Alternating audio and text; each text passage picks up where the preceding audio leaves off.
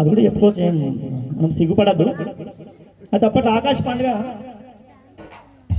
గ్యారపాలు చేసారు, ఇంట్లో గ్యారపాలు చేసారు. అది బాగానే తినుడు అయింది, బాగానే తినుడు అయింది. ఆయన దగ్గర మెల్లగా తిన్న తర్వాత ఇక సినిమాకి పోదామని చెప్పేసి సినిమాకి పోయిన వాళ్ళ మధ్యలో నాకు ఎమర్జెన్సీ. గ్యారపాలు తింటే ఎట్లుంటుంది అందరికి తెలిసి కదా, ఎమర్జెన్సీ పడుతుంది. ఇక బయటకు వచ్చిన ఉంటాయి కదా వాష్రూమ్ అని లాటరీలు అని, బయటకు వచ్చే వరకు అక్కడ ఉన్నాయి అంత ఒకటి రెండే ఉన్నాయి, పోయినాయి. ఇక డోర్ వేసి నేను బయట నిలబడ్డా, పావు గంట మనిషి బయటకు వస్తలేడు. అయితే అర్ధ గంట కూడా మనిషి బయటికి రాదు. ఎట్లుంటుంది పరిస్థితి? లాస్ట్ గంట సేపు చూసినా ఆ మనిషి బయటకు వస్తలేడు. ఇక నాకు అందరికీ ఎట్లుంటుంది పరిస్థితి? అందరికీ అనుభవమే, చాలా మందికి అనుభవం ఇదంతా.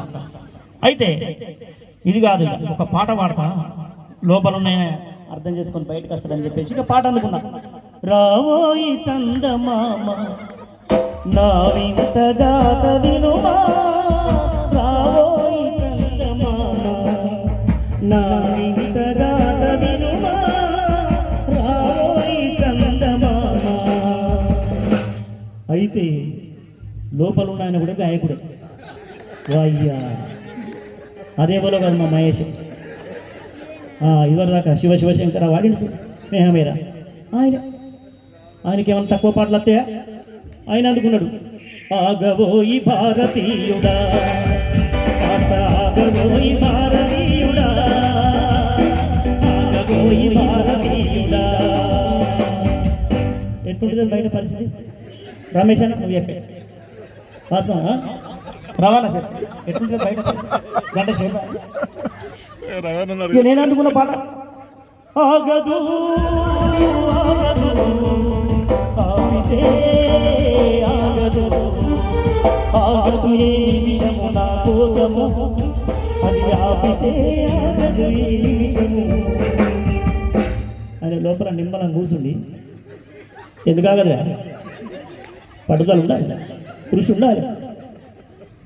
ఆపుకుంటే అన్నీ ఆగుతాయి అంటాడు అని పాట అనుకున్నాడు. మళ్ళా కృషి ఉంటే మనుషులు ఋషులవుతారు, మహాపురుషులవుతారు. అయ్యా ఋషి ఉంటే ఋషులు అయితే నిజంగానే, కానీ ఆ ఋషికి కూడా సాధ్యం కాదా? ఇది ఆ ఋషికి కూడా సాధ్యం కాదు. నా బయట పరిస్థితి ఎట్లంటే రగ్గులు తొమ్మిది మొగిలిపోదా,